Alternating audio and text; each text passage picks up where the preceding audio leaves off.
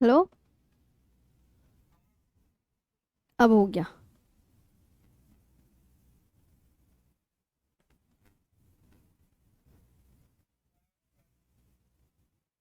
Comments. Good afternoon everyone, कैसे हैं आप सभी? सभी का स्वागत है हमारे चैनल RWA पर। और आ जाएंगे सभी और आज का सेशन स्टार्ट करते हैं। आज तो आपका छुट्टी का मन कर रहा होगा कि यार मैम जल्दी से छुट्टी कर दो, बुला के गलत कर दो। है दीपावली की छुट्टी। ठीक है, चलिए तो आज का सेशन स्टार्ट करें। बातें नहीं, जल्दी जल्दी क्लास ओवर कर देते हैं आपकी। कोयले कोयले के बारे में आज हमें पढ़ना है। और आज आपका खनिज का जो टॉपिक है वो मैं बिल्कुल अच्छे से कंप्लीट करवा दूंगी। ठीक है। Good morning, good morning, good morning. बस आज इसको और पढ़ लो और आज आपका खनिज का जो टॉपिक है वो बिल्कुल कंप्लीट हो जाएगा बहुत बढ़िया तरीके से। देखिए, कोयले कितने, कोयला अगर यहाँ पे पूछे, जैसे मैंने लोहा आपको करवा ही दिया था, लोहा मैंने आपको करवा दिया था। अब बात आती है यहाँ पे कोयले की। ठीक है, कोयले की कि कोयला कितने प्रकार का होता है, तो आप क्या बोलेंगे? कोयला होता है 4 प्रकार का। कोयला कितने प्रकार का होता है? कोयला 4 प्रकार का। Types of coal, 4 types. कितने टाइप का होता है? 4 प्रकार का होता है। आप क्या बोलेंगे? जो एंथ्रासाइट है, एंथ्रासाइट, बिटुमिनस, पीट, लिग्नाइट। कोयला कितने प्रकार का होता है? तो आप क्या आंसर करेंगे? मैम कोयला 4 प्रकार का होता है। कितने प्रकार का होता है स्टूडेंट, बताइए। तो आपको मैंने कल भी कहा था ना, कमेंट सेक्शन में आप बोलिए कि मैडम ने जब बताया कि कोयला कितने प्रकार का होता है, 4 प्रकार का। हैप्पी धनतेरस सभी को जी। और एडवांस में हैप्पी दिवाली, क्योंकि उस दिन हम मिलेंगे नहीं ना, तो मैं पहले ही बोल देती हूँ। ठीक है, आते हैं यहाँ पे आगे। तो एंथ्रासाइट, बिटुमिनस, पीट, लिग्नाइट 4 प्रकार का होता है। नाम याद कर लेना आप। एक तो एंथ्रासाइट होता है, एक बिटुमिनस होता है, एक पीट होता है, एक लिग्नाइट होता है। हाँ। और ये देखो, सबसे अच्छा जो कोयला माना जाता है इनमें कौन सा माना जाता है? सबसे अच्छा कोयला इनमें कौन सा माना जाता है? तो आप क्या आंसर करेंगे? तो आप बोलोगे मैम सर्वोच्च कोटि का कोयला एंथ्रासाइट है। सबसे उच्च कोटि का कोयला कौन सा है? एंथ्रासाइट। और भारत में सबसे ज़्यादा पाया जाने वाला कोयला कौन सा है? भारत में सबसे ज़्यादा जो कोयला मिलेगा वो बिटुमिनस मिलेगा। कौन सा? कि भारत में जो सबसे ज़्यादा आपका कोयला मिलता है वो बिटुमिनस मिलता है, बिटुमिनस। और पीट कौन सा है? निम्न कोटि का कोयला है। पीट कौन सा कोयला है? तो आप क्या बोलोगे? मैम निम्न कोटि का कोयला है पीट। पीट है निम्न कोटि का कोयला। और लिग्नाइट को क्या बोलते हैं? भूरा कोयला। ये पैट के एग्जाम में भी आया था, ये पैट के एग्जाम में भी आया था कि लिग्नाइट को क्या कहा जाता है, तो आप याद रखेंगे लिग्नाइट को भूरा कोयला कहते हैं। तो ये आपने लिख लिया, इसे मैं हटा दूं? ये बता दीजिए, बताओ। हो गया ये कि कोयला 4 प्रकार का है तो होता है एंथ्रासाइट, बिटुमिनस, पीट, लिग्नाइट।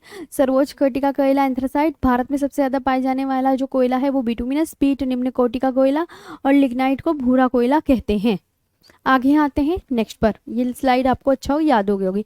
अब मैंने कहा जो कोयला है वो आपको किस किस स्टेट में कौन कौन सी जगह मिलता है, कौन कौन सी जगह मिलता है, ये बता दीजिए। तो देखिए, पहली बात तो मैंने आपसे पूछा झरिया कहाँ पर है, झरिया किस स्टेट में है, तो आप क्या आंसर करेंगे? चलो जल्दी से बताओ कमेंट सेक्शन में देखकर, झरिया कहाँ पर है। कल क्लास नहीं रहेगी, कल क्लास नहीं होगी। कल क्लास नहीं होगी। झरिया कहाँ पर है? तो आप बोलोगे मैम झरिया झारखंड में है। ठीक है, और झरिया झारखंड में है। और किसके लिए? कोयले के लिए फेमस है। किसके लिए फेमस है? कोयले के लिए फेमस है झरिया। झरिया कहाँ पर है? झारखंड में। और किसके लिए फेमस है? कोयले के लिए। छत्तीसगढ़, छत्तीसगढ़ जो है ये आपका। कोरबा कहाँ पर है? अगर आपसे पूछे झरिया कहाँ पर है, तो झरिया झ से झरिया, झ से झरिया और झ से झारखंड। झ से झरिया और झ से झारखंड। फिर मैंने कहा कोरबा, कोरमा, कोरमा भी होता है, कोरमा तो पता होगा। ठीक है, कोरमा या कोरबा। तो कोरबा आपका छत्तीसगढ़ में मिलेगा। कोरबा कहाँ मिलेगा? छत्तीसगढ़ में। रानीगंज आपका किस स्टेट में है? आप बोलोगे रानीगंज वेस्ट बंगाल में है। तो ये जगह के नाम याद कर लेंगे। और इन तीनों जगह से क्या निकलता है? कोयला निकाला जाता है। क्या निकाला जाता है? कोयला निकाला जाता है। तो ये आपको याद हो गया है अच्छे से। नेक्स्ट स्लाइड पे आ जाएं कि आपने बताया मैडम जी कि झरिया झारखंड में है, कोरबा छत्तीसगढ़ में है और रानीगंज वेस्ट बंगाल में है। और कोयला, कोयला निकलता है यहाँ से। क्या निकलता है? कोयला निकलता है। क्या निकलता है? कोयला। आगे आते हैं। अब आगे आते हैं कि नेक्स्ट क्वेश्चन है, खनिज पदार्थों की दृष्टि से कौन सा क्षेत्र अधिक समृद्ध है? खनिज पदार्थों की दृष्टि से कौन सा जो क्षेत्र है, सबसे ज़्यादा खनिज आपको पूरे भारत में किस जगह देखने को मिलेंगे? ये क्वेश्चन ऐसा पूछ रहा है कि खनिज जो है, खनिज पदार्थ की दृष्टि से जो भारत का कौन सा जो जगह है वो बहुत ज़्यादा संपन्न है। तो आपका आंसर क्या होगा, आप बोलोगे? बताओ कि मैम छोटा नागपुर का पठार। क्या है कि खनिज पदार्थों की दृष्टि से छोटा नागपुर का पठार बेहद फेमस है। क्या? बेहद अच्छा है। इसके बाद जावर व रामपुरा आगूचा क्षेत्र, जावर व रामपुरा आगूचा क्षेत्र किस खनिज से संबंधित है? तो ये राजस्थान में पड़ता है। ये आपका राजस्थान में पड़ता है। और ये किस क्षेत्र से संबंधित है? तो आप क्या बोलोगे मैम? सीसा व जस्ता। किससे? सीसा व जस्ता। Jawar and Rampura Agucha area is related to which mining area? तो लेड एंड जिंक। क्या बोलोगे? Lead and zinc. क्या बोलेंगे? Lead and zinc, right. हाँ हाँ, आज तो मैं खुश लगूंगी, कल का तो मैं घर जा रही हूँ, इस वजह से ये भी तो सोचो। जमपुर में रामपुरा आगुचा क्षेत्र किस खनन क्षेत्र से संबंधित है? तो सीसा व जस्ते से संबंध है। क्या है? सीसा व जस्ते से। ये आपको याद हो गया है जी। अब खेतड़ी, खेतड़ी की खान, खेतड़ी की खान, खेतड़ी की खान कहाँ है? आप बोलोगे मैम देखो खेतड़ी, खेतड़ी, खेतड़ी से क्या निकलता है ये यहाँ पे याद रख लो। खेतड़ी, खेतड़ी में जो बीच में त है ना, खेतड़ी में बीच में जो त है वो क्या है? त से तरबूज। तो खेतड़ी जो है वो तांबे की खान है। खेतड़ी किसकी खान है? आप क्या बोलोगे? तांबे की खान है खेतड़ी। त से तरबूज, ता से तांबा। इसमें खेतड़ी में तय तरबूज आ रहा है ना, खेतड़ी में तय तरबूज आ रहा है ना, आ रहा है ना? हाँ ना, कुछ तो बोलो। हाँ, तो ये त तरबूज तो खेतड़ी तांबे की खान के लिए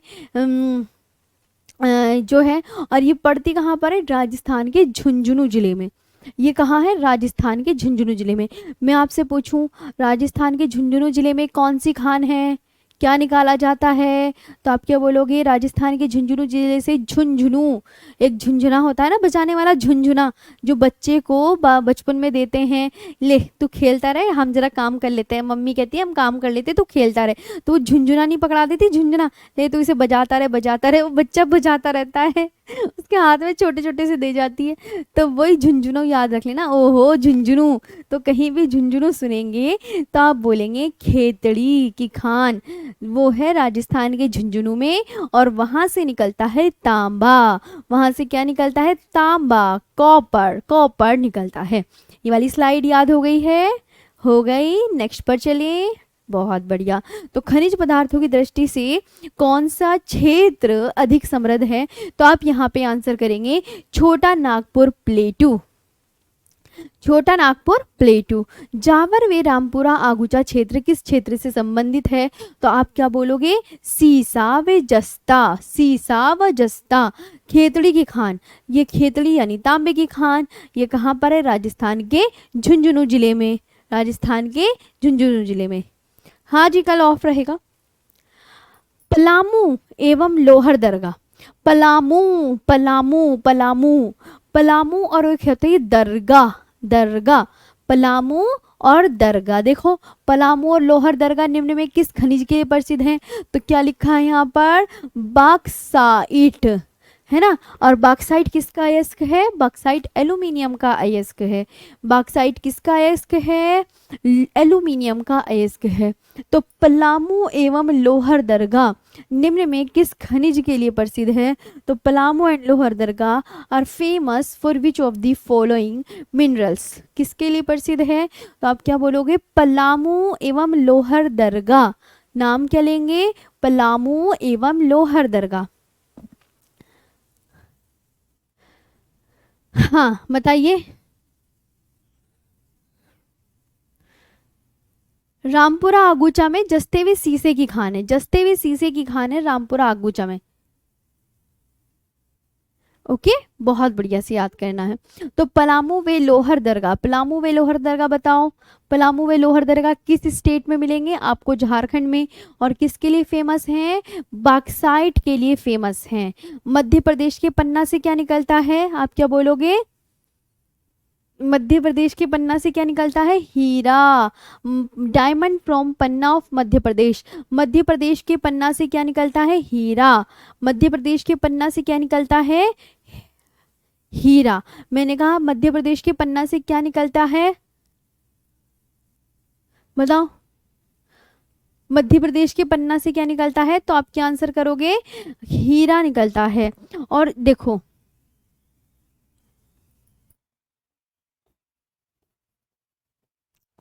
ये आपका राजस्थान में, राजस्थान के थूर हुंडूर, ये राजस्थान में है। राजस्थान के उदयपुर, थूर, हुंडूर व नाथरा की पाल से लौह अयस्क का खनन किया जाता है। राजस्थान, राजस्थान के नाथरा की पाल से, राजस्थान के किसकी पाल से? तो आप क्या बोलोगे? राजस्थान के, राजस्थान में जगह है, राजस्थान में ये क्या है? तो आप क्या बोलोगे? राजस्थान में उदयपुर, थूर, हुंडेर व नाथरा की पाल जगह है। थूर, हुंडूर व नाथरा की पाल जगह है, तो ये बात ध्यान रखनी है। तो राजस्थान के उदयपुर, थूर, हुंडेर व नाथरा की पाल से किसका? लौह अयस्क का खनन किया जाता है। ठीक है, अगर मैंने कहा आपसे उदयपुर किस स्टेट में है, तो उदयपुर राजस्थान में है। थूर किस स्टेट में है? राजस्थान में। हुंडेर किस स्टेट में है? राजस्थान में। नाथरा की पाल, वेरी वेरी इंपॉर्टेंट, अलग से भी क्वेश्चन पूछ लिया जाता है, नाथरा की पाल किस स्टेट में है? तो आप यहाँ पे आंसर करेंगे राजस्थान में। नाथरा की पाल किस स्टेट में है? तो आप क्या आंसर करेंगे? ये राजस्थान में है। ओके, हाँ, हो गया, यहाँ तक क्लियर है? पिटोगे? पढ़ लो सब। मैम आज शॉपिंग नहीं की अपने गांव जाने के लिए, और तो बस आपको पढ़ा लो, शॉपिंग वॉपिंग कुछ नहीं होती आपकी पढ़ाने के चक्कर में, सच बता रही हूँ मैं। हाँ, और वैसे भी मेरे को ना सच्ची कहने की आदत है। Iron ore is mind, mind from पा, ठीक है।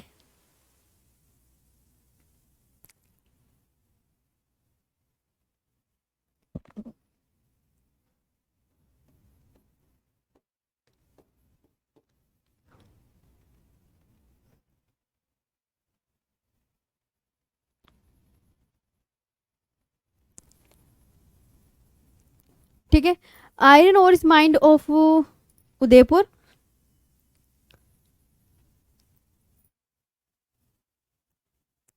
थोर, हुंडेर एंड नाथरा की पाल। और ये सारी जगह कहाँ पर है? अगर आपसे कोई पूछे उदयपुर, थूर, हुंडेर, आपके ये है कहाँ पर? उदयपुर, थूर, हुंडेर एंड नाथरा की पाल, तो ये है सब, ये राजस्थान में। ये जगह कहाँ है? तो आप बोलोगे राजस्थान में है। ये कहाँ है? राजस्थान में। आगे आते हैं नेक्स्ट पर। तो आपसे पूछा जाएगा नाथरा की पाल किस स्टेट में है? आप क्या आंसर करेंगे? नाथरा की पाल जो है, नाथरा की पाल राजस्थान में। लोहर दरगाह आपका सही लिखा है, जो गलत होता है वो मैं कट करके लिख देती हूँ। और राजस्थान के उदयपुर, थूर, हुंडेर व नाथरा की पाल से लौह अयस्क का खनन किया जाता है। देखो, अभी एग्जामिनर ने क्वेश्चन पूछ लिया, ये प्रीवियस ईयर क्वेश्चन भी है, ये आप याद कर लेना। नाथरा की पाल किस स्टेट में है, वो ऐसे भी पूछ सकता है। और ये नहीं पूछेगा, देखो नाथरा की पाल से क्या निकलता है, आपको मैंने बता दिया, राजस्थान में थूर, हुंडेर, उदयपुर व नाथरा की पाल। थूर, हुंडेर, उदयपुर व नाथरा की पाल। थूर, हुंडेर, उदयपुर व नाथरा की पाल। तो नाथरा की पाल से क्या निकलता है? तो आप क्या बोलोगे? Ma'am in which state is Nathra ki Pal located? तो आप बोलोगे राजस्थान। किसके लिए प्रसिद्ध है? आप बोलोगे आयरन ओर के लिए प्रसिद्ध है। क्या है? आयरन ओर के लिए प्रसिद्ध है। तो नाथरा की पाल किस स्टेट में है? यहाँ पे आपका राइट आंसर क्या हो जाएगा? मैम राजस्थान में है नाथरा की पाल। और किसके लिए? लोहे के लिए बहुत ज़्यादा प्रसिद्ध है। भारत का रूर किसे कहा जाता है? भारत का रूर, भारत का रूर किसे कहते हैं? छोटा नागपुर पठार को कहते हैं। इंडियाज रूर, तो आप क्या बोलोगे? मैम छोटा नागपुर पठार को कहते हैं, छोटा नागपुर पठार को कहते हैं। ये बात आपको बहुत अच्छे से याद रखनी है, ठीक। एक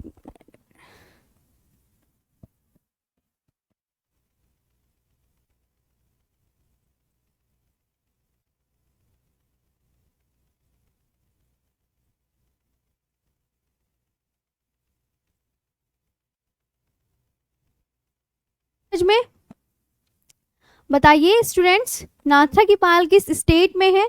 तो आवाज वगैरह आपको आ रही है ना, कोई इशू तो नहीं है? मैम आज, हाँ हाँ, आज आपको मैं बता तो रही हूँ दीपावली की छुट्टी है, मजे करो आप भी, मैं भी मजे करूंगी। मैम ओके ओके ओके, हाँ वॉइस वगैरह है, यस। चलिए, हाँ जी। तो कहाँ थे? नाथ्रा की पाल किस स्टेट में है? तो आप बोलोगे मैम राजस्थान में। और भारत का रूट छोटा नागपुर पठार को कहते हैं। भारतीय खान ब्यूरो का मुख्यालय कहाँ पर है? तो आप यहाँ पे क्या आंसर करेंगे? भारतीय खान ब्यूरो का मुख्यालय, तो आप यहाँ पे आंसर करेंगे नागपुर महाराष्ट्र में, है ना। भारतीय खान ब्यूरो का मुख्यालय नागपुर महाराष्ट्र में। ओके, जी जी। आगे आते हैं यहाँ पे, कोयला सर्वाधिक किन चट्टानों में पाया जाता है? ये एग्जामिनर पूछता है कि जो कोयला है वो सर्वाधिक किन चट्टानों में पाया जाता है। From which rocks is coal found the most? तो आप बोलोगे मैम जो कोयला पाया जाता है, मैंने क्या बताया था, भारत में कितने प्रकार की चट्टानें पाई जाती हैं? आप क्या बोलोगे? 8 प्रकार की चट्टानें। कौन कौन सी? आर्कियन क्रम की चट्टान, धारवाड़ क्रम की चट्टान, कुडप्पा क्रम की चट्टान, विंध्यन क्रम की चट्टान, गोंदवाना क्रम की चट्टान, और दक्कन ट्रैप, टर्शरी, क्वाटरनरी। 8 प्रकार की हो गई, ये बात याद रख लीजिए। इनमें आप भारत की सबसे पुरानी चट्टान कौन सी है? किसका नाम मैंने सबसे पहले लिया? आर्कियन क्रम की चट्टान भारत की सबसे पुरानी चट्टान है। अब ना ये क्रमशः बताई हैं। दूसरे नंबर की चट्टान कौन सी है? धारवाड़। तीसरे नंबर की बच्चा पार्टी कौन सी है? कुडप्पा। चौथे नंबर की विंध्यन चट्टान। ऐसे करके याद रखना है। तो कोयला सर्वाधिक किन चट्टानों में मिलता है? आपका क्या आंसर होगा?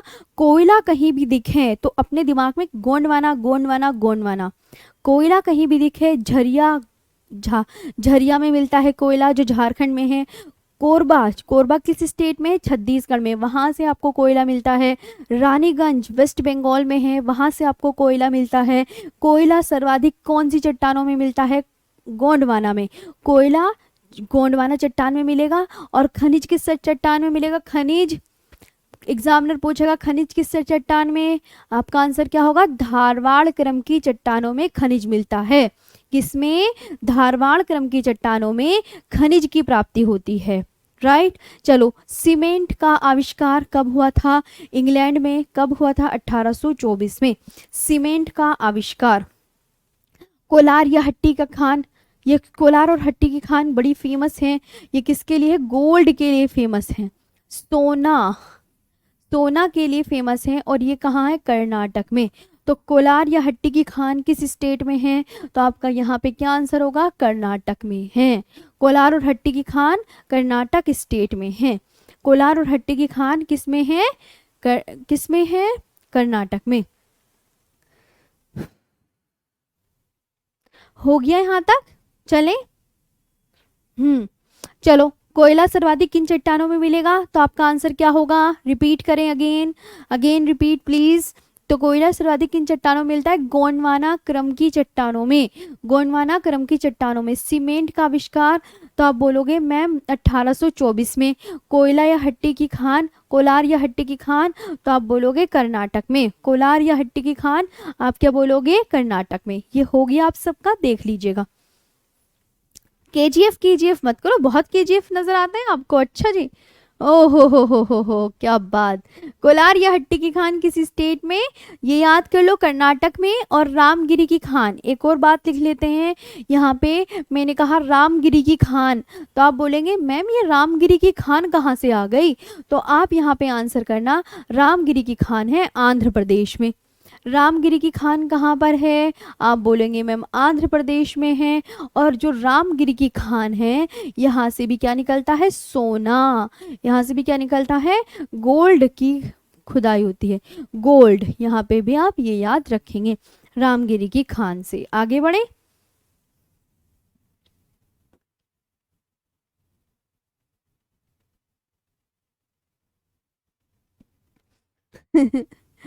चलो,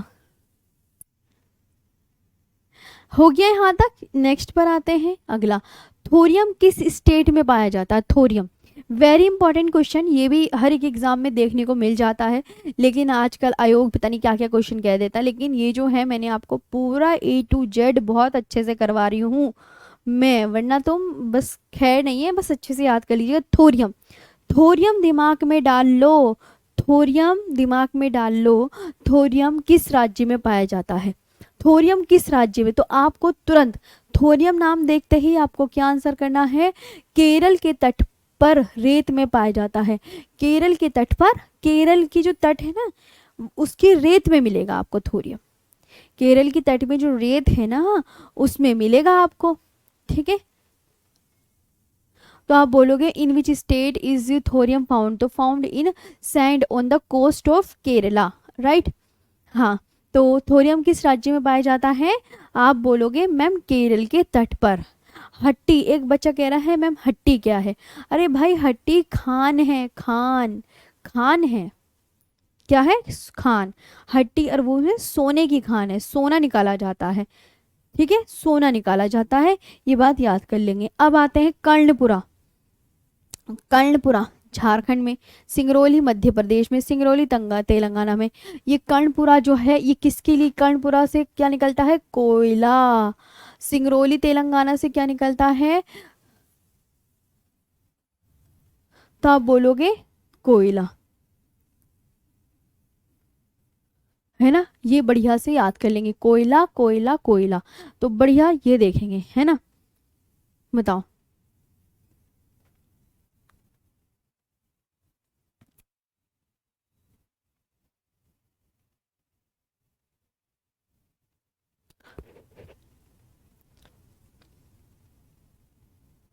हो गया। चलो, रानीगंज, रानीगंज कहाँ पर है? वेस्ट बंगाल में। और क्या निकलता है? कोयला, ये भी याद रख लेना है। कोरबा छत्तीसगढ़ में, क्या निकलता है? कोयला। अगर कोई एग्जामिनर पूछे तो याद कर लीजिएगा। अब पूछा जाएगा 1774 सर्वप्रथम कोयला खनन रानीगंज पश्चिम बंगाल में था। जो सर्वप्रथम कोयला खनन कहाँ हुआ था बताओ? सर्वप्रथम कोयला खनन कहाँ हुआ था? तो आप क्या बोलोगे? 1774 में, है ना। 1774 में सर्वप्रथम कोयला खनन रानीगंज वेस्ट बंगाल में हुआ था। 1774 में सर्वप्रथम कोयला खनन किस स्टेट में हुआ? बताओ, बताओ जल्दी। सर्वप्रथम कोयला खनन, सबसे पहले कोयले की खुदाई किस स्टेट में करी? तो आप क्या बोलोगे? मैम पश्चिम बंगाल में, पश्चिम बंगाल में। अब आ गया है आपका एक नया टॉपिक, ऊर्जा संसाधन, मतलब खनिज। आपके कंप्लीट एक नया टॉपिक इसमें ही ऐड कर दिया है मैंने, ऊर्जा संसाधन का, इसे अलग से पढ़ लीजिएगा। सौर मंडल कब सिखाएंगी मैम जी? कितने देर से पूछ रहा हूँ, तुम्हारा ध्यान ना इसी सौर मंडल को पूछने में लगा लिया आपने, सब समान चीज़ें दिमाग लगा लिया आपने, अपना पीछे का तो पढ़ा नहीं जो खनिज मैंने पढ़ाया। सौर मंडल जब आऊंगी दीपावली के बाद अब तब करवा देंगे, है ना, इतनी जल्दी तो होगा नहीं, तुमने ध्यान से सोचनी चाहिए ना ये बातें, खुद भी इतने होशियार हो आप सब, तुम्हें पता है। चलो अब यहाँ देखो, पारंपरिक ऊर्जा के स्रोत, पारंपरिक ऊर्जा के स्रोत कैसे होते हैं? जिसका उपयोग मानव पारंपरिक तौर पर आरंभ से ही करता चला रहा हो, जिसका जो उपयोग है वो परंपरा से ही प्रयोग करता चला जाता है, उसे बोलते हैं पारंपरिक ऊर्जा के स्रोत। जिनका बहुत सालों से यूज में आ रहा हो, है ना, तो उन्हें बोलते हैं पारंपरिक, traditional source of energy which humans have been using traditionally since the beginning. अब कौन कौन से आपके प्राकृतिक ऊर्जा के स्रोत हैं ये एग्जामिनर पूछ सकता है। तो ये आपके प्राकृतिक ऊर्जा के स्रोत है, जैसे कोयला, कोयला बहुत करोड़ों साल पुराना है। पेट्रोलियम, लकड़ी, चारकोल, सूखा गोबर, खनिज तेल, खनिज तेल और प्राकृतिक गैस, ऐसे स्रोतों को पारंपरिक ऊर्जा स्रोत कहा जाता है। ठीक है, coal, petroleum, wood, charcoal, dry cowdung, minerals, minerals oil, ठीक है। ये एक साथ है। And natural gas, such sources are called traditional energy sources, जिनका परंपरा से यूज होता हुआ चला आ रहा हो उन्हें बोलते हैं पारंपरिक ऊर्जा के स्रोत। उन्हें बोलते हैं पारंपरिक ऊर्जा के स्रोत। तो पारंपरिक ऊर्जा के स्रोत, आपसे मैंने कहने लगा कोयला कैसी है, कोयला तो पारंपरिक या परंपरागत ऊर्जा का स्रोत है। पेट्रोलियम परंपरागत ऊर्जा का स्रोत, लकड़ी परंपरागत ऊर्जा का स्रोत, चारकोल परंपरागत ऊर्जा का स्रोत, सूखा गोबर परंपरागत ऊर्जा के स्रोत हैं, खनिज परंपरागत ऊर्जा के स्रोत, प्राकृतिक गैस सब परंपरागत ऊर्जा के स्रोत हैं। ये बात याद कर लीजिए। अब परंपरागत ऊर्जा पता चल गई, ध्यान से एक बार और देख लीजिए कि क्या बोला, जिसका उपयोग मानव क्या बहुत शुरू से पारंपरिक तौर पर आरंभ से ही करता चला आ रहा है। ठीक है, जिसका उपयोग मानव पारंपरिक तौर पर आरंभ से ही करता चला आ रहा है, उसे बोलते हैं पारंपरिक ऊर्जा के स्रोत। कोयला, पेट्रोलियम, लकड़ी, चारकोल, सूखा गोबर, खनिज तेल, प्राकृतिक गैस, ऐसे स्रोतों को पारंपरिक ऊर्जा स्रोत कहा जाता है। ठीक है, अब देखो, हटा दूं इसे, हटा दूं। तो पारंपरिक ऊर्जा के स्रोत आपको ये याद रखने। अब आते हैं अपारंपरिक ऊर्जा के स्रोत।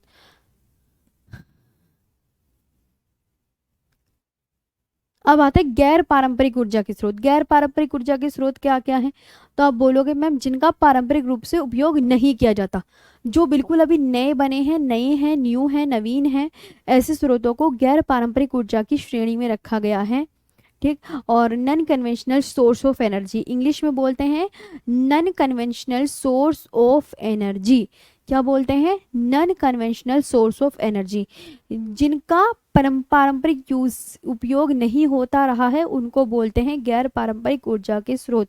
उदाहरण क्या है, सौर ऊर्जा, पवन ऊर्जा, ज्वारीय ऊर्जा, भूतापीय ऊर्जा, बायोगैस, शैल गैस व परमाणु ऊर्जा। ठीक है, तो गैर पारंपरिक ऊर्जा के स्रोत जिनका पारंपरिक रूप से उपयोग नहीं किया गया है। Non conventional source of energy, those that have not been used traditionally. तो solar energy, wind energy, tidal, geothermal energy, biogas, shale gas and nuclear energy. हो गया।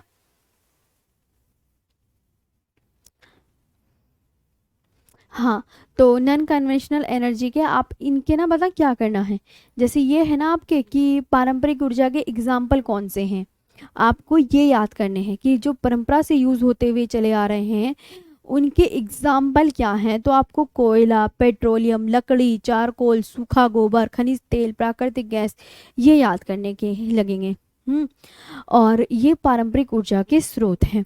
अपारंपरिक ऊर्जा के स्रोत ये कौन से हैं, तो आप बोलोगे मैम जिनका पारंपरिक रूप से उपयोग नहीं किया गया है।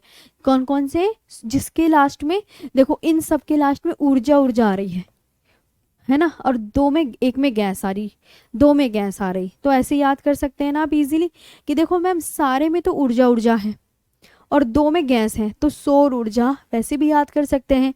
गैर पारंपरिक ऊर्जा के स्रोत, तो गैर पारंपरिक ऊर्जा के स्रोत हैं कि मैम सौर ऊर्जा, पवन ऊर्जा, ज्वारीय ऊर्जा, भूतापीय ऊर्जा, बायोगैस, शेल गैस व परमाणु ऊर्जा, है ना। और पारंपरिक ऊर्जा के स्रोत कोयला, पेट्रोलियम, प्राकृतिक गैस, लकड़ी, चारकोल, सूखा गोबर, खनिज तेल, वो हैं। और गैर पारंपरिक ऊर्जा के स्रोत में आपको क्या करना है तो सौर ऊर्जा, पवन ऊर्जा, ज्वारीय ऊर्जा, भूतापीय ऊर्जा, बायोगैस, शेल गैस व परमाणु ऊर्जा, ये याद करना है। राइट, तो सौर ऊर्जा, पवन ऊर्जा, ज्वारीय ऊर्जा, भूतापीय ऊर्जा, बायोगैस, शेल गैस व परमाणु ऊर्जा। आज आपका खनिज का जो टॉपिक है वो कंप्लीट हो जाएगा, तो कंप्लीट कर लो ना, बहुत अच्छा रहेगा फिर आपके लिए। तो गैर पारंपरिक ऊर्जा के स्रोत याद हो गए जिनका पारंपरिक रूप से उपयोग नहीं किया जाता। किस किस का उपयोग नहीं किया जाता, सौर ऊर्जा, पवन ऊर्जा, ज्वारीय ऊर्जा, भूतापीय ऊर्जा, बायोगैस, शेल गैस व परमाणु ऊर्जा का होता है। नाभिकीय ऊर्जा, जब किसी स्रोत का उपयोग पुनः किया जा सके, पुनः किया जा सके, तो इसमें जो है गैर परंपरागत ऊर्जा के जो एग्जाम्पल है वही है सौर ऊर्जा, पवन ऊर्जा, ज्वारीय ऊर्जा, भूतापीय ऊर्जा, ये देख सकते हैं आप। ठीक है, इसमें नाभिकीय ऊर्जा, और इसमें है अनवीकरणीय ऊर्जा,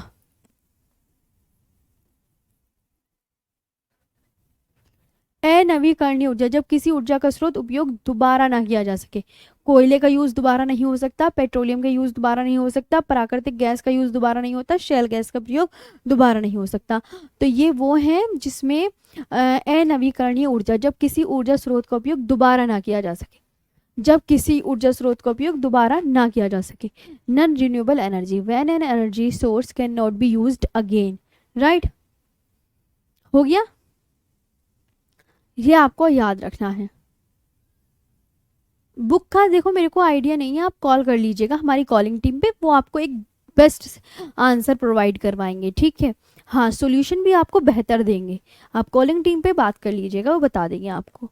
तो अनवीकरणीय ऊर्जा जब किसी ऊर्जा स्रोत का उपयोग दोबारा ना किया जा सके, दोबारा ना किया जा सके। तो non renewable energy, when an energy source can not be used again, उदाहरण कोयला, पेट्रोलियम, प्राकृतिक गैस और शेल गैस। कोयले का यूज हम दोबारा कर सकते हैं?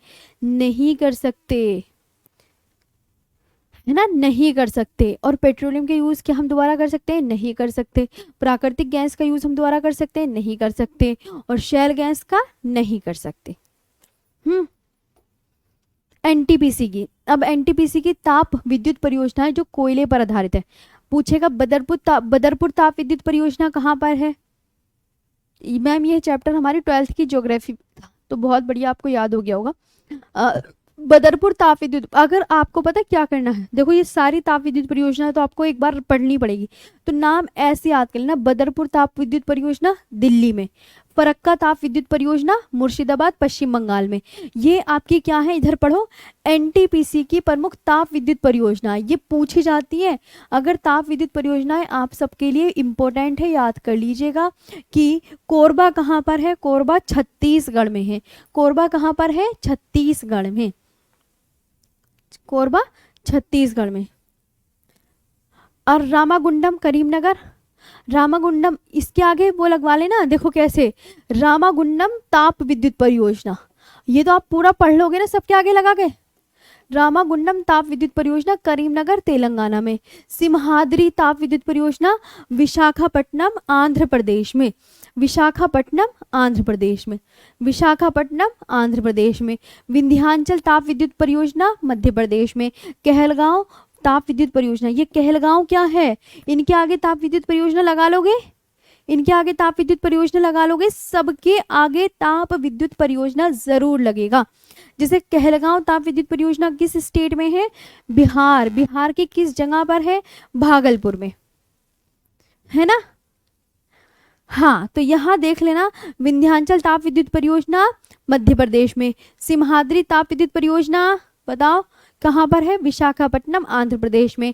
रामागुंडम ताप विद्युत परियोजना करीमनगर तेलंगाना में है।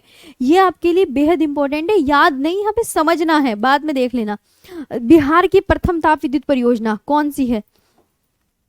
तो कहलगांव ताप विद्युत परियोजना। कौन सी है? कहलगांव।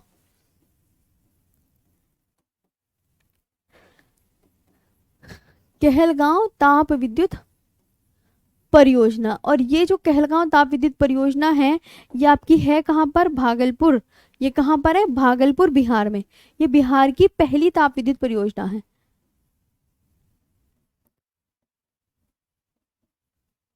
राइट, बिहार की प्रथम ताप विद्युत परियोजना तो कहलगांव ताप विद्युत परियोजना है, जो कि है भागलपुर बिहार में। आगे तलचर, तलचर ताप विद्युत परियोजना अंगुल उड़ीसा में। तलचर ताप विद्युत परियोजना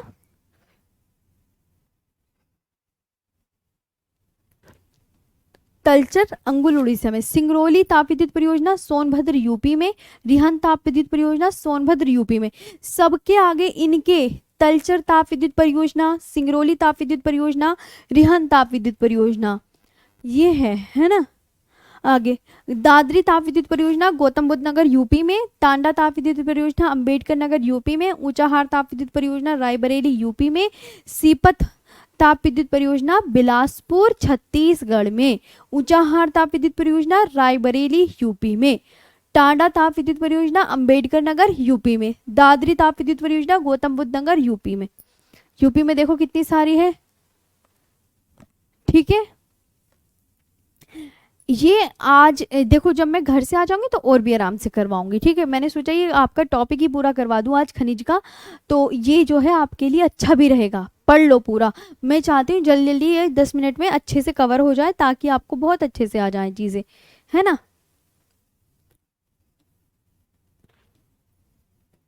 ये समझ में आ गई, सारी ताप विद्युत परियोजना याद कर लोगे। ये आपके लिए फायदेमंद है अगर आप इन्हें पढ़ेंगे। जैसे सीपत ताप विद्युत परियोजना कहाँ पर है, बिलासपुर छत्तीसगढ़ में। ऊंचाहार ताप विद्युत परियोजना रायबरेली यूपी में। टांडा ताप विद्युत परियोजना अम्बेडकर यूपी में। दादरी ताप विद्युत परियोजना गौतम बुद्ध नगर। कुदकी ताप विद्युत परियोजना कर्नाटक में। कुदकी ताप विद्युत परियोजना कहाँ पर है, कर्नाटक में। कुदकी ताप विद्युत परियोजना कहाँ पर है, ताप कर्नाटक में है कुदकी ताप विद्युत परियोजना, कर्नाटक में।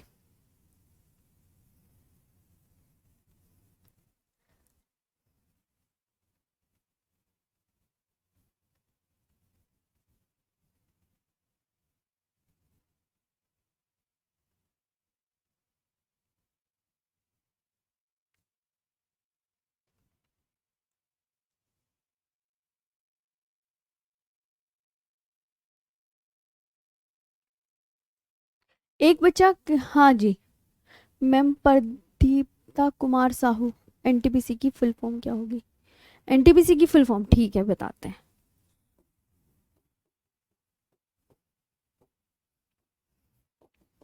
नेशनल थर्मल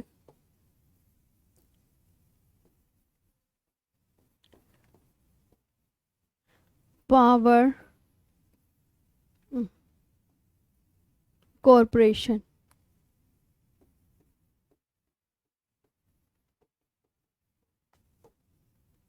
ठीक है, एनटीपीसी की full form national thermal power corporation. NTPC की फुल फॉर्म क्या है, तो आप बोलोगे ma'am national thermal power corporation है, नेशनल थर्मल पावर कॉरपोरेशन। ये बात बहुत अच्छे से याद रखेंगे। आगे आए नेक्स्ट पर, एनटीपीसी की फुल फॉर्म देख लीजिएगा।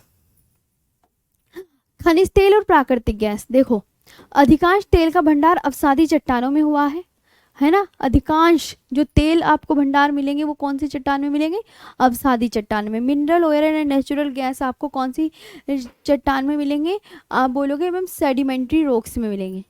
ये बेहद इंपॉर्टेंट लाइन है, ये वाली ये इंपॉर्टेंट है वेरी। भारत में सर्वप्रथम खनिज तेल का कुआं ऊपरी असम के माकूम क्षेत्र में 1867 में खोदा गया, जबकि डिगबोई असम में 1889 में खुदाई की गई। एग्जाम में पूछा जाता है कि 1889 में खुदाई कहाँ की गई, 1889 में खुदाई कहाँ गई, तो आप क्या बोलोगे डिगबोई असम में की गई, है ना। और भारत में सर्वप्रथम खनिज तेल का कुआं ऊपरी असम के माकूम क्षेत्र में 1867 में खोदा गया। ये बात आप याद कर लीजिएगा, राइट। ठीक है, और सबसे पहले डिगबोई असम, अगर आप बोलोगे डिगबोई असम में किसकी खुदाई हुई, तो अगर आपसे पूछा डिगबोई, डिगबोई किस स्टेट में है, बताओ डिगबोई किस स्टेट में है, जरा देखूं किसको याद है, बताओ डिगबोई किस स्टेट में है, तो आप तुरंत आंसर क्या करेंगे मैम, असम में है ना। ऐसे माकूम किस स्टेट में है, माकूम, ये ऐसे ऐसे जगह का नाम याद कर लिया करो। माकूम किस स्टेट में है, असम में। मास्कूम किस स्टेट में है, असम में। डिगबोई किस स्टेट में है, असम में। इस जगह माकूम और डिगबोई से किसका खनन हुआ, बोलो किसका खनन हुआ, तो आप क्या बोलोगे, खनिज तेल। Ma'am mineral oil the first mineral oil well in India was dug in 1867 in the Makum area of Upper Assam, where excavation was done in Digboi, Assam in 1889। ठीक है, माकूम किस स्टेट में, असम में है। डिगबोई किस स्टेट में, असम में। माकूम क्षेत्र में खुदाई किस सन में की गई, 1867 में की गई। और डिगबोई में खुदाई कब की गई, 1889 में। किसके लिए की गई, मिनरल ऑयल यानी खनिज तेल के लिए। ये वाली पॉइंट्स, ये लाइन वेरी वेरी इंपॉर्टेंट है, प्लीज़ आप याद कर लीजिएगा। भारत में खनिज तेल की भारत में खनिज तेल बहुत ज़्यादा है या कमी पाई जाती है, पूछा जाता है। तो भारत में खनिज तेल की क्या है, खनिज तेल तो हमें वैसे भी दूसरे देशों पर निर्भर रहना पड़ता है, दूसरे देशों से मंगाया जाता है, ठीक है, दूसरे देशों से मंगाया जाता है। और हमें डिपेंड रहना पड़ता है आयात पर, हमें डिपेंड रहना पड़ता है किस पर, आयात पर, हमें डिपेंड रहना पड़ता है आयात पर, हमें डिपेंड किस पे रहना पड़ता है, आयात पर डिपेंड रहना पड़ता है, ठीक है।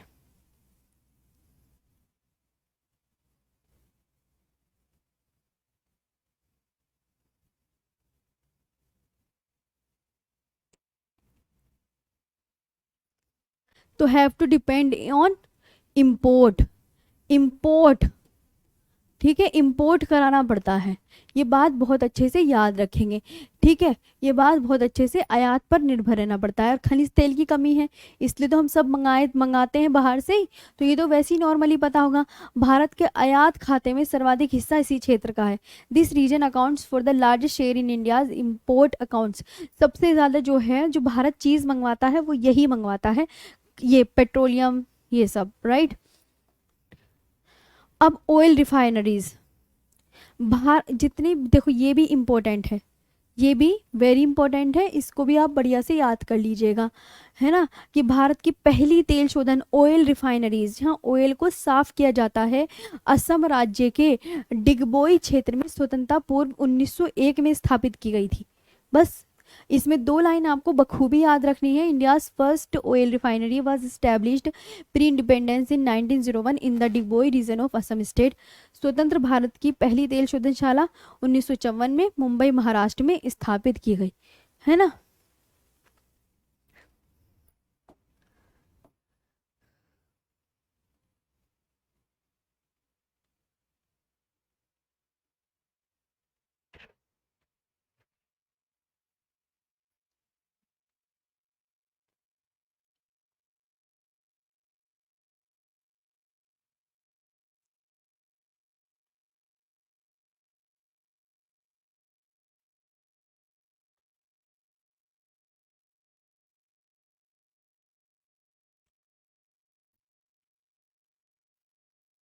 बाड़मेर, अब देखो ये पूछा जाता है कि बाड़मेर, जैसलमेर व बीकानेर किस स्टेट में है। बाड़मेर, जैसलमेर एंड बीकानेर राजस्थान में है, मेजर ऑयल फील्ड्स है। मतलब भारत में ऑयल, भारत में जो तेल है वो किस किस जगह पाया जाता है, भारत में जो तेल है वो किस किस जगह पाया जाता है, बताइए। तो आप बोलोगे देखो मैम, अंकलेश्वर, खंबात, कलोल, मेहसाना, अलियाबेट, ये जगह गुजरात में है। और यहाँ से क्या निकाला जाता है, ऑयल, ऑयल, ऑयल के लिए बहुत फेमस है। ये क्या है, सभी प्रमुख तेल क्षेत्र हैं, ये क्या है, सभी प्रमुख तेल क्षेत्र हैं, ये सभी क्या है, प्रमुख तेल क्षेत्र हैं। ये सभी क्या है बच्चा, अंकलेश्वर, खंबात, कलोल, मेहसाणा, अलियाबेट, ये सब क्या है, प्रमुख तेल क्षेत्र। मुंबई हाई, ये देखो ये मुंबई हाई, ये भी वेरी वेरी इंपॉर्टेंट हो जाता है, इससे भी आप याद रखेंगे। मुंबई हाई, यह मुंबई समुद्र तट से लगभग 75 मीटर की ऊंचाई पर स्थित एक तेल क्षेत्र है जो समुद्र से 162 किलोमीटर की दूरी पर है। मुंबई हाई, और मुंबई किस द्वीप पर स्थित है, मुंबई सालसेट द्वीप पर स्थित है, मुंबई सालसेट द्वीप पर स्थित है, मुंबई सालसेट द्वीप पर स्थित है, ठीक। तो मुंबई हाई, ये मुंबई समुद्र तट से लगभग 75 मीटर की ऊंचाई पर स्थित है, एक तेल क्षेत्र है जो समुद्र से 162 किलोमीटर की दूरी पर है। भारतीय तेल और प्राकृतिक गैस निगम ओएनजीसी द्वारा इसका संचालन किया जा रहा है, मुंबई हाई का, ठीक। बस नाभिकीय ऊर्जा केंद्र और याद कर लो, और इसके बाद आपकी छुट्टी 2 मिनट के अंदर। केगा किस नाभिकीय ऊर्जा केंद्र, देखो एक बात आपको बता दूं, ये नाभिकीय ऊर्जा केंद्र है। और एक क्या थी, एक थी ताप विद्युत परियोजना, एनटीपीसी की, एनटीपीसी पर आधारित प्रमुख ताप विद्युत परियोजनाएं, एक वो थी एनटीपीसी पर आधारित ताप विद्युत परियोजनाएं, वो अलग थी, वो कोयले वाली थी। और देखो ये कौन सी है, इसे पढ़ो, ये मैम न्यूक्लियर एनर्जी वाली है, ये न्यूक्लियर एनर्जी वाली है, तो ये आपकी क्या है, ये बिल्कुल अलग है। जैसे केगा नाभिकीय ऊर्जा केंद्र,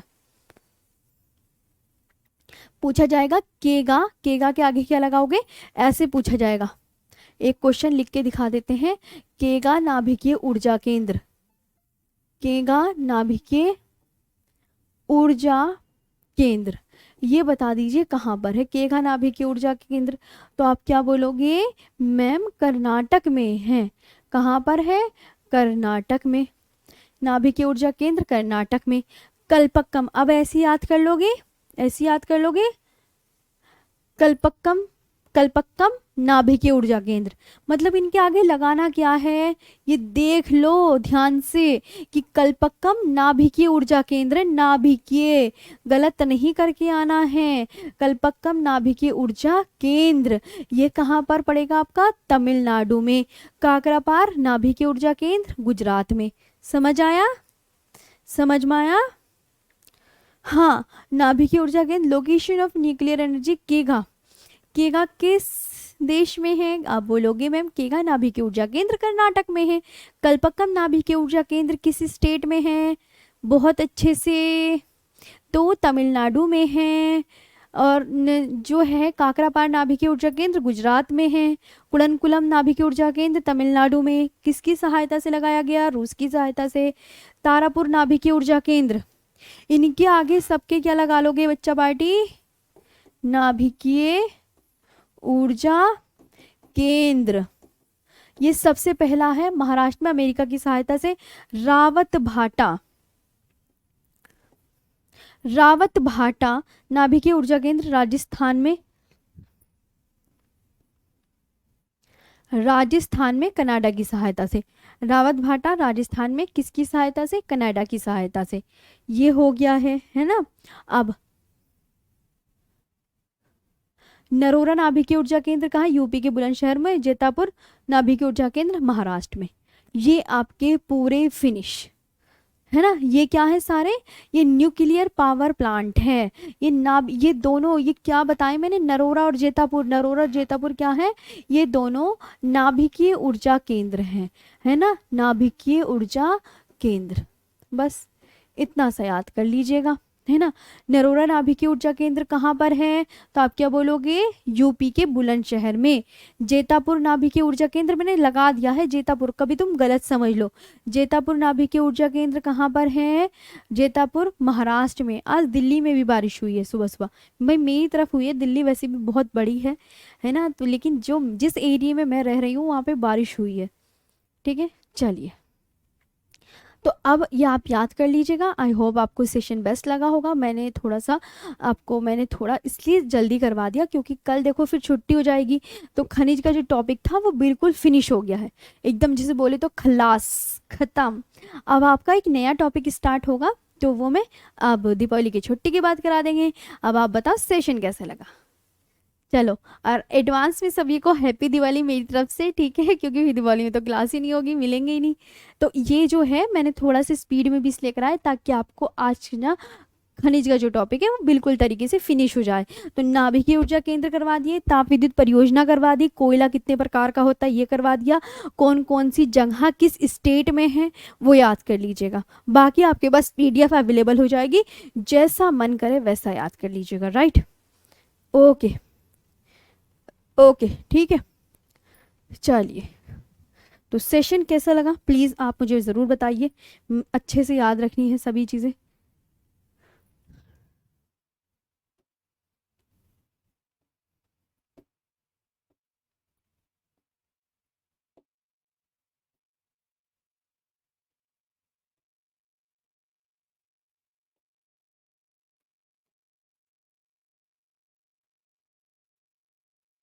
ठीक है, हाँ। तो अब सभी अपनी अच्छी से दिवाली दिवाली मनाना, ठीक है, मज़े करना, बहुत ऐश करना। वैसे भी 1-2 दिन ही मिलेगा, फिर तो मैं भी पढ़ाने आ जाऊंगी आपको और आप भी पढ़ने आ जाओगे मेरे से, फिर तो यही है हमारा काम, ठीक है। तो आज के लिए यहीं पे सेशन ऑफ करते हैं। अच्छे से रहना, खुश रहना, मज़े में रहना, बहुत इंजॉय करना खूब सारा। Thank you so much.